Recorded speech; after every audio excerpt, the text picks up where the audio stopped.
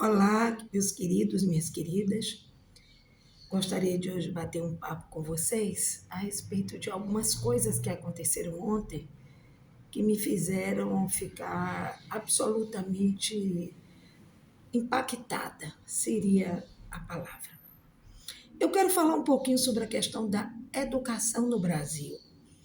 Quero falar um pouquinho das influências que esse regime anterior provocou nas pessoas. Bem, eu vou começar contando o porquê, o que motivou essa minha reflexão de hoje. Primeiro, um professor a quem eu tributo a minha sincera solidariedade, um professor de Vitória da Conquista, um professor universitário, professor de nutrição, um nutricionista, inclusive, que não é só um professor de nutrição, ele também atua como nutricionista, uma pessoa muito respeitada, que ao ajudar uma moça numa festa, porque ela tomou um tombo, alguém deu um tombo nela, ela desequilibrou e ele foi ajudá-la. Essa mesma moça o acusou de que ele tenha roubado o seu celular. Até aí, a gente ainda, eu não aceito, mas até aí eu entendo que ela pode ter pensado, chamou a polícia, e este professor foi tratado de forma truculenta, de forma absolutamente desrespeitosa. Ele chorava e gritava, eu sou professor da universidade tal, podem procurar saber, eu não tenho necessidade de roubar um celular. Mas ninguém deu atenção a ele. Me lembrei daquele negro asfixiado e daquele rapaz aqui também asfixiado dentro de um carro com gás lacrimogêneo. Me doeu. Pessoas negras tratadas como animais, como pessoas que não têm quaisquer direitos e, na verdade, elas têm. Nem o advogado que apareceu para ajudar o professor pôde entrar porque não deixaram. Disseram que o professor os tinha agredido, dado pontapés. Eu nem sei do que eu seria capaz de fazer numa situação de injustiça como essa. Muito bem, vou pegar os dois pacotes. O outro foi uma notícia que eu ouvi ontem também no Estúdio I, de um pai, um jovem, que ao dizer que ia sair da cidade, que ia sair daquela escola, o professor teria dito que ia tocar fogos de artifício. Ok? Tá certo? Não, mas eu também não vou julgar porque a gente precisa saber o entorno da obra, precisa entender o contexto, nada existe sem contexto. Né? O pai deste menino entrou na escola no dia seguinte, armado, fazendo valer a sua pseudo-autoridade como policial federal, alguém ligado à Polícia Federal.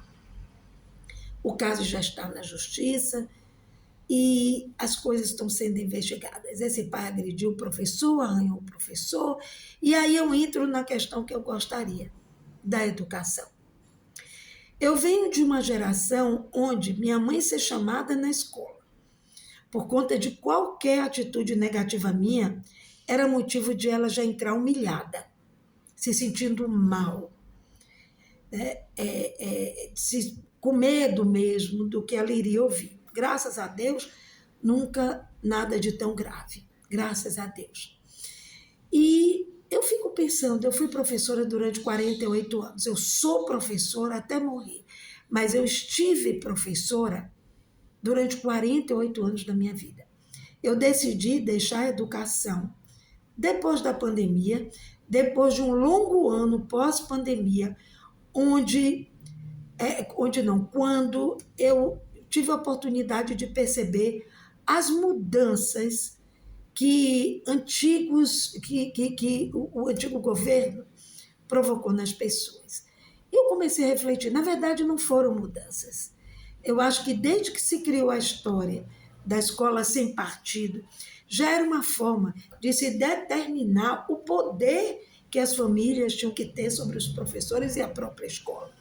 Eu ficava revoltada quando eu ouvia alguns colegas me dizerem assim, a colega, o funcionário dizia assim, manda quem pode, obedece quem tem juízo.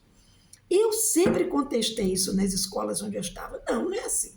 Não é manda quem pode, certo? Manda quem paga, estabelece leis da sua empresa e a gente tem que cumprir ou pede demissão. Mas não é quem pode. Ninguém pode mandar em mim, na minha consciência ética cidadã, né? Obedece quem tem juízo, eu tenho juízo, eu sempre tive e nem sempre obedeci. Porque nem sempre eu concordei com certas atitudes, fosse de quem fosse, não importa. Eu nem sempre concordei e eu me insurgia contra aquilo, contra a situação, não é? O que eu vi depois da pandemia, principalmente, né? Porque para mim existe a minha história como professora antes e pós-pandemia.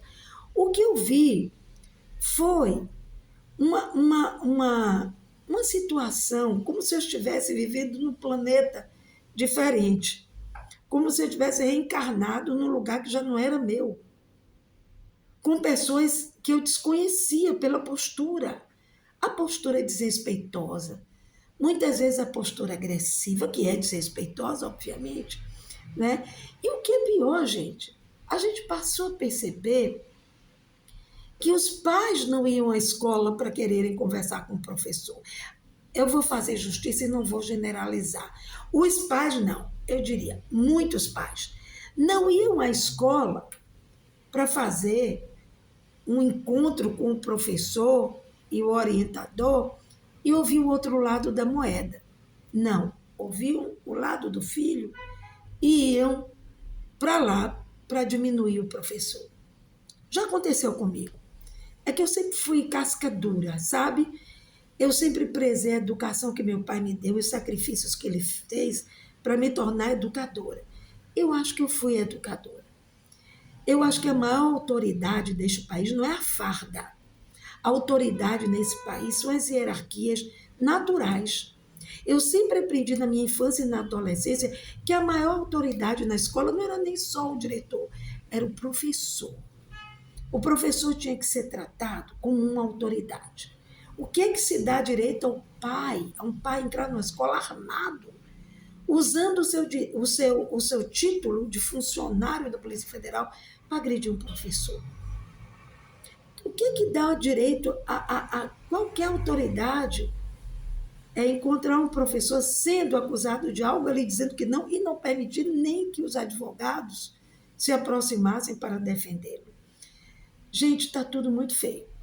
Eu acho que a família moderna precisa rever os seus conceitos. Nós estamos deixando, a culpa é de Bolsonaro. Não, a culpa não é de Bolsonaro.